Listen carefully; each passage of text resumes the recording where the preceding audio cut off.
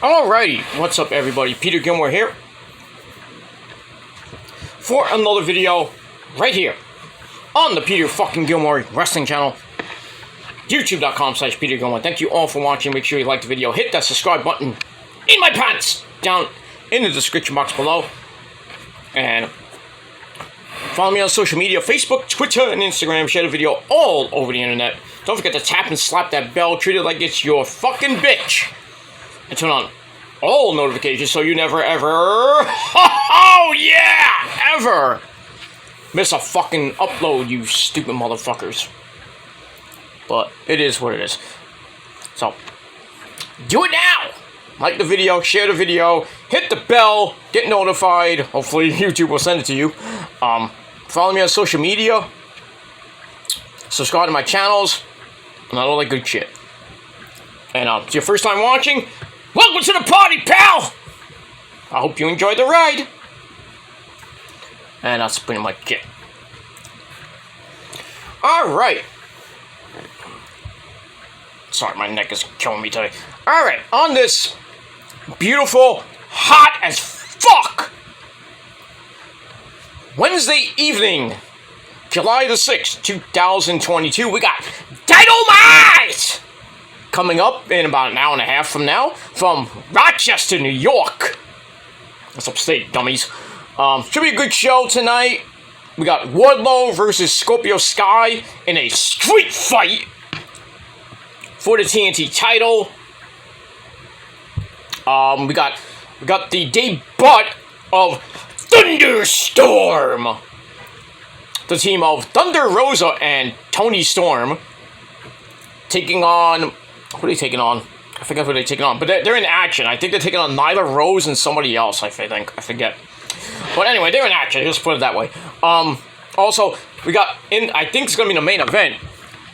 For the AEW interim title, we got the champion, Jon Moxley, taking on the #1 contender. Surprisingly, he won the Rampage Battle Royal. And that is the man from the House of Black. The demon himself, Brody King. Oh, I can't wait for that match. It's going to be a slobber knocker. I bet you Moxley bleeds. It's like every match Moxley's bleeding. I'm like, come on. But I digress. It should be a great match tonight. Probably some more... more things happening tonight. Also, we're going to hear from Christian Cage and the now heel Luchasaurus. Another great savage Christian Cage promo, I bet. Even though Marco stunt, that little fucking runt, yeah, he's still around, by the way, said that Christian mentioning him was lame. Your career is lame. You fucking 4-foot midget. Fuck that guy. I'm glad he's out of AEW. I'm glad he's out of wrestling. Fuck him. But I digress. And much more tonight on Dynamite. Can't wait. Can't wait. Also got the Met game tonight. Game 3 of the 3-game series between the Reds and the Mets. Should be a barn burner tonight. Oh, that last night. Oh, God. Max Scherzer comes back. I think he had 10 or 11 strikeouts, and the Mets lose 1-0. In the 9th inning, thanks to asshole Seth Lugo, who needs to go. How do you lose to the fucking worst team in baseball? But the Mets, of course. Hey, the Yankees lost to the Pirates yesterday. The Yankees are on a 2-game losing streak.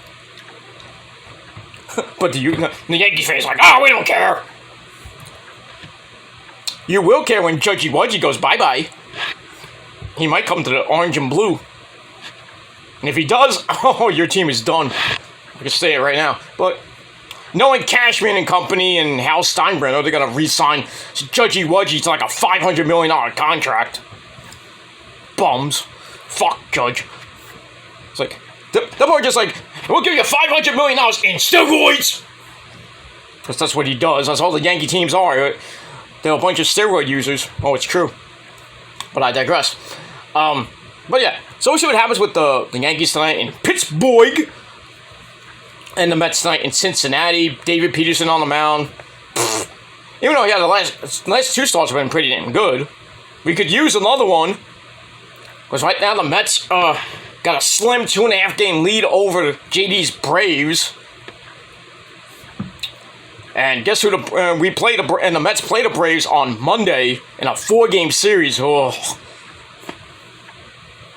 And the Mets got 15 more games with the Braves, so whoever has the most wins is winning that division and possibly maybe being the wild card or not even being in the playoffs. But it's July the 6th, so I'm not even worried right now. I mean, it's game 82, I believe, tonight. Game 92, something like that. We're at the halfway point, just put it that way. Got tonight, and then the Mets come home for Miami. They play a big 4-game series against Miami this weekend. Scherzer's pitching Monday in Atlanta for that 4-game series, and then is going to be in line to pitch the final games of the first half of the season in Chicago. That's pretty much it. Jacob deGrom is going to be pitching, I believe, Friday night in St. Lucie for his second rehab start. Hope it goes well, nothing happens.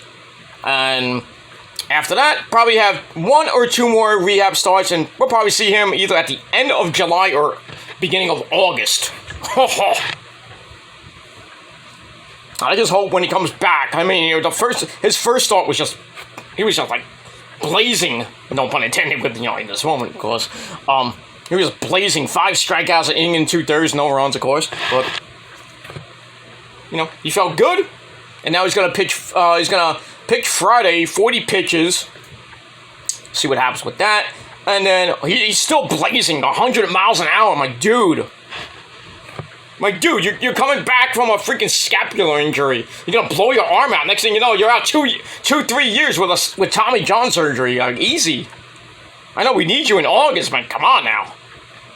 Don't blow your arm out when these rehab starts. I mean, come on. You want to be out for another 1.5 years? You haven't pitched since last year, dude. But we'll see what happens with that. Chris Bass is coming back on Friday. That should be good. Tyler McGill will probably be doing some rehab probably by the end of the month, so he's probably coming back in August. And we'll see what the Mets do in with the trade deadline coming up at the end of this month. Hopefully they get rid of Lugo, J.D. Davis, who can't fucking hit, Mick Cant, who can't hit, and some of the bullpen like Trevor Williams, get him out. He's pitching I think tomorrow. Oh god. So yeah, the Mets need a lot of help going into the second half, and seeing if they're for real this year. I mean, they had a hot start, and as always, during hot starts, downhill, and then it's too late. By the time you come back, it's too late. But now it's early, so we'll see what happens as we go into the All-Star break. I hope the Mets are up by at least 5-6 games over the Braves, because if they're down 5-6 games, I don't think they're gonna win. They may win the division, they may not. Even with deGrom and Scherzer, I'll be happy with a wild card, but I want the division, goddammit. But we'll see. Anyway, enough about sports and all that good shit with the Mets and stuff like that. That's pretty much it. I will be doing my NXT review. I'm gonna try to get it up before Dynamite goes on the air, but as far as live shows go, I'm taking a little break for the rest of the week, and I'm gonna be coming back Saturday afternoon, probably sometime Saturday afternoon, maybe Saturday night. Probably Saturday afternoon because I got other things to do Saturday. So live shows will be back Saturday with my SmackDown Rampage review. So I didn't do it last week, but we will be doing it this week. And that's it. And then this Sunday I will be once again incommunicado. I will be out all day. With the missus, she's coming. She's back actually. So not that you care, but I digress. So that's it. So I'm gonna have a good weekend, and you're probably not, but it is what it is. All right, let's get into some wrestling news real quick. A couple of big stories today. Out of WWE land, the big story today: Roman Reigns, our tribal chief. No, not Nick, but tribal chief. The actual tribal chief. The undisputed, undefeated Universal Heavyweight WWE Champion, or the Unified Champion, whatever you want to fucking call him. Well, the next time we'll see Roman will probably be on Friday night as they start the road to SummerSlam and the final match between him and Brock Lesnar for the Unified title in a last man standing match. But we talked about Roman taking the summer off and just appearing here and there, mostly for SummerSlam, and then probably taking all of August off. Unless he might be on a couple shows just to hype Clash of the Castle, where we probably will be facing Drew McIntyre in his hometown. But a story came out today on, well, various websites, except for Ringside News, I don't know why. But anyway, I'm taking this one from WrestlingWorld.com. And Roman Reigns allegedly, is not advertised for the October pay-per-view, which comes after Clash at the Castle. They're going to have to build that up after that, after September 2nd. Well, I think it's September 2nd or 3rd. I forgot. I think it's the 2nd. I forget my dates. Whatever. But anyway, Roman Reigns is not advertised for Extreme Rules, which will be happening Saturday night, October the 8th, from the Wells Fargo Center in that shithole city known as Philadelphia, Pennsylvania. So, yeah, Roman's taking a lot of time off, and people are pissed. I'm not people, but you know, people's like, oh, why is Roman taking time off? Why can't he just lose one of the belts? This and that. Why do we have to have one, two belts? Why can't he just lose one of them? Give somebody the title like Drew McIntyre or, Seth Rollins or something like that. Or Riddle. That's what these marks are saying. Like, give somebody else the title. Well, he's beating Brock at SummerSlam. That's definite. As far as Clash of the Castle, that might be could be dicey, but if they do something with Drew, maybe like Roman comes out and says, hey, I'm not going to defend the Universal title. I've held that for almost 2 years. It's like you win, you get the WWE title. Pfft, nobody cares. He'll lose. Nobody cares. He's still strong. We'll make Roman strong. I'll just give Drew a big moment in his hometown of Wales or Scotland. Just give him the WWE title, let him be on Raw, and nobody will give two shits. But you keep Roman as the Universal Champion, and I don't think he's losing that belt for another year.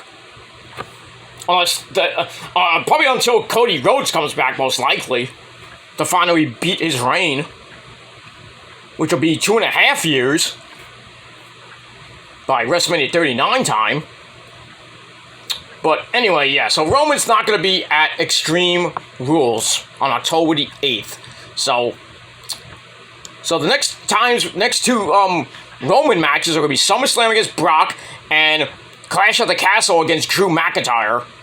And probably after that, his next match, unless he has a match on SmackDown, may not be till either the Saudi Arabia show, which he'll probably be at, because you know how the Saudi prince, I want the Roman Reigns with the blood money. He'll probably do something at Crown Jewel 4, I think it's 4. And then he'll most likely be at Survivor Series, and then I don't know what's going to happen in December, or they won't do anything in December. Usually they don't do anything. And then he'll be at the Day 1 pay-per-view, Day 1 Part 2. Well, you can't really call it Day 1 anymore. You got to call it Day 2. Day 1 Part 2, or Day 1.2, I don't know. Do something like that. To do another Day 1 pay-per-view January the 1st, 2023. Which will suck, because that's the same day as a Niners game. It's the same night.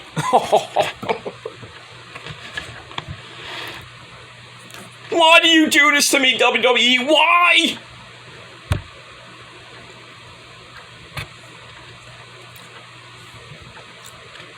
my. If day one's January 1st, 2023, I will tell you right now, I am not watching day one.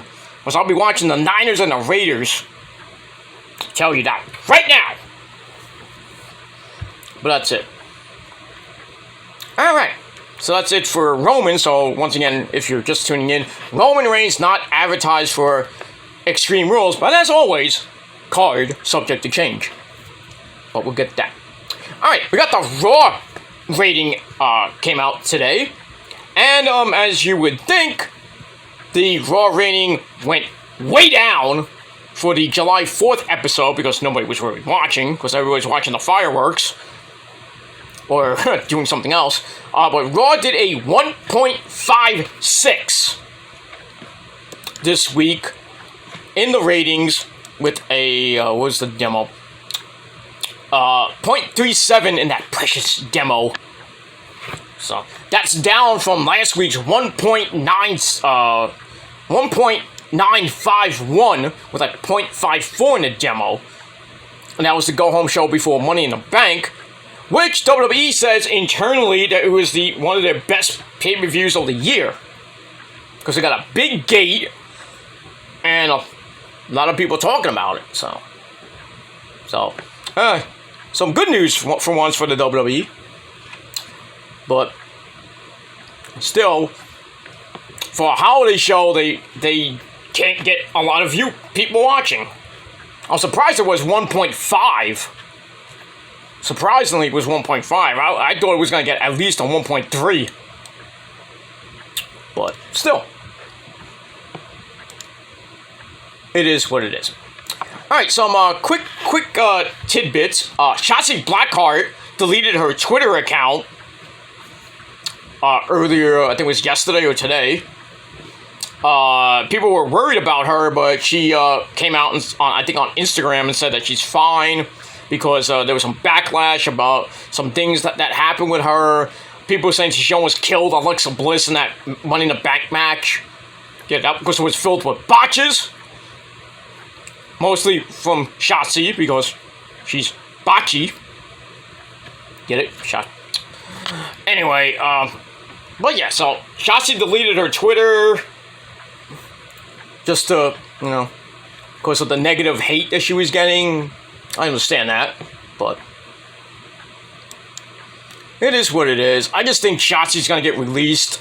She's really not doing much on SmackDown, or even, mostly on SmackDown. Either send her back to NXT, or if they do, they do release her, she's either going to go back to the indie scene.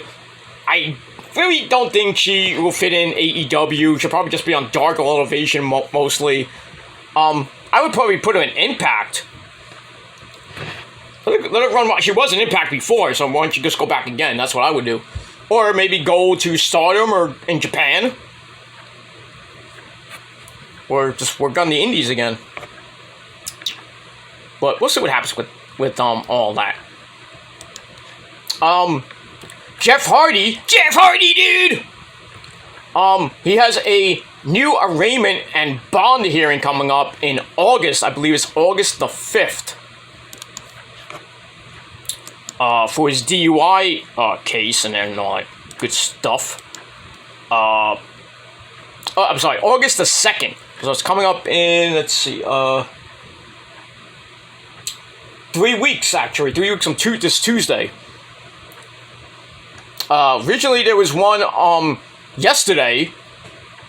Initial hearing was for Hardy was yesterday, but not known whether it even happened or not. So take that with a grain of salt. Also, Matt Hardy, big fat Matt Hardy, came out and was getting bashed because he was the one responsible for Jeff Hardy and him and Rebby Hardy, who can't close her mouth and her legs these days. Getting all the hate. It's like, oh, you're enablers to Jeff and this and that.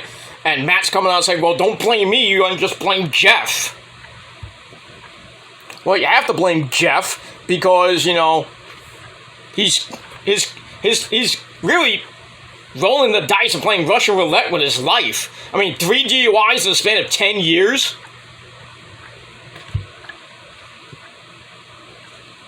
And now he's, you know, he's suspended indefinitely from AEW, and Tony Khan told him, it's like, you don't get sober, you're done. I don't think any other company would want him. Like Impact definitely wouldn't want him. I don't know why he would go back there. Like a third time. Why? MOW definitely, I don't even think MOW will want him. WWE, that's a distant memory. Where's it gonna go? Japan? I don't think Mr. Obari will want Jeff Hardy. We'll just pay him in sake. Sakatobi! Yeah. So, yeah, Jeff going to Japan, I don't think that would be a great idea. Him and Matt, I don't even think it would be a great idea if they go to Japan and win the New Japan Tag Team titles. Well, I mean, FTR has them, so they can work something out. They'll fight in not Japan. I'm sorry. New Japan Strong in Los Angeles or Chicago or Washington D.C. or whatever. They could do that instead of going to Japan and have Mr. Obari pay him in sake or wasabi. But we'll see what happens with that. So yeah, Jeff Hardy. His next arraignment, his hearing for arraignment, for bond hearing, in 3 weeks, August the 2nd. So, we'll see what happens with that. I don't know what's going to happen, if the judge is going to sentence him or something to jail time, which could possibly happen and his career will be done. Or, I think they're going to revoke his license. I mean, just revoke it. Don't make it to the point where his license is gone, so he doesn't drive. And if he does drink, at least somebody will actually take him home instead of him getting in a fucking car and possibly killing somebody or even more people or himself. But that's pretty much it for that. So Jeff, I hope you're getting better. That's all I gotta say about that. Just get sober. That's it, man. Just stop, get better. And finish your career on a good note, not a bad note. But it is what it is. Alright, some more quickie news. Tony Khan said that the AEW All-Atlantic title will be a traveling championship. So it'll go to Britain, it'll come to the States, of course, go to Mexico, maybe Puerto Rico, Australia maybe, who knows? Maybe Japan. I'd like to see that. I'd like to see Pac or whoever does have that title on a New Japan show, can't be on the G. Well, maybe I doubt it'll be on the G1, but maybe the September shows Power Struggle or not Dominion Power Struggle or Destruction of Hiroshima or one of those September October pay-per-views. It is what it is. Santana of Proud and Powerful LAX, who's supposed to be in Brooklyn in August, but since his injury, he's not going to be on that show. Santana could be sidelined for a long time due to his knee injury, which he suffered at Blood and Guts. So it could be 6 months to almost a year. Not good for Santana. Buff Bagwell. We haven't heard from Buff the Stuff, and the girls just can't get enough.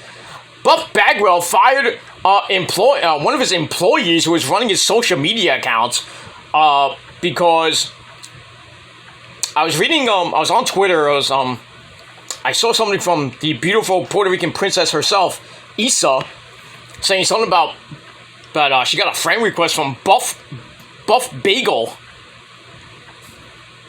So somebody was making fake accounts of Buff Bagwell, calling himself Buff Bagel. Thankfully, I didn't get one of those. But I wouldn't friend anybody on fucking Twitter. But it is what it is. But yeah, what kind of idiot are you? I mean, come on now. I digress. Anyway, how much time we got? 25 minutes. Okay, we're almost done here. All right, 2 more stories and we're done. All right. Paige writes a open letter to WWE on the last day of her contract, thanking Vince and company for the time that she was there. 12, I think it was 10, 12 years. Yeah. So, a little bittersweet ending to Paige's up and down WWE career. Up and down, you know what I mean, right, Paige? Sorry, I don't mean that, but... Anyway, so Paige is done with the WWE, and now, where does she go? Does she go to AEW? We'll see. We shall see what happens with that. We'll move on from there. Alright, finally, well, okay, before we got, okay, I'll go an extra story. Cody Rhodes was never, I mentioned that already, Cody Rhodes was not supposed to win Money in the Bank, and was not even penciled in to win Money in the Bank, even though he wasn't injured. I got that. WWE's likely plan for Matt Riddle at SummerSlam, most likely facing Seth Rollins, but we'll see. And finally, NXT, which I'll get to in my review in a little bit, so you get maybe get 3 videos on this very channel tonight, but we'll see what happens with that, how I feel later on for Dynamite. Nothing has changed in WWE since in NXT, I should say, since Triple H said, "I'm back." Nothing much has changed. I mean, good shows, at least, you know, new people getting titles and everything in NXT, you know, with Roxy and Corey Jade, the new women's tag team champions. Kamala Hayes is the North American champion. The Creed Brothers are the tag champions. Jensen and Briggs are the UK champions. Jordan Devlin has now debuted in NXT like he did last night under his new name, JD McDonough. A-Kid is coming back to NXT. His name is now going to be known as Axiom. What kind of name is that? But that's pretty much it for all that. So nothing really has changed, even though Triple H is back in NXT. But you never know. In the next few months, we might get some big changes here. But we'll see what happens with that. Alright, that's it, everybody. Thank you all for watching. I'm Peter Gomez signing off for right now. I'm gonna edit this up a little bit. Then I'm gonna go right into my NXT review. Just a quick couple of thoughts about Great American Bash. And that's pretty much it. Get that out of the way. And then get ready for Dynamite coming up in about an hour from now on TBS. And if I feel okay, because I'm gonna be pretty tired by the end of Dynamite, so I might go to bed a little early tonight, but we'll see. I will do a third video on this channel with my AEW Dynamite review. But if not, I will be back tomorrow with my Dynamite review, and if anything comes up tomorrow, I will give you more news right here on the channel. And that's it. Like I said, once again, live shows will be back this weekend with my SmackDown Rampage review. And that'll be sometime Saturday afternoon. And then that'll be it for the weekend. And then I'll take the rest of the weekend off. And then I'll be back Monday live again for my Raw review. And that'll pretty much be it for that. So we'll be back on a pretty normal schedule coming up on the live shows coming back this weekend, and back to a normal schedule probably by next week or so. But it is what it is. Don't forget to hit that bell, get notified when I go live or when I do a regular video. Hit the bell, like I said, hit the bell. Like the video, and share the video all over the internet. Don't forget to follow me on social media, Facebook, Twitter, and Instagram. Subscribe to my channels, and that's pretty much it. Alright, so thank you all for watching. Peter Gomez signing off. I bid you adieu. Rock on and rock hard with your cock out. And I mean not literally with your cock out. That's just, it's just a catchphrase. Should be a t-shirt. Actually, I think it might be. You know, even though Lemmy said it, but it's not my catchphrase.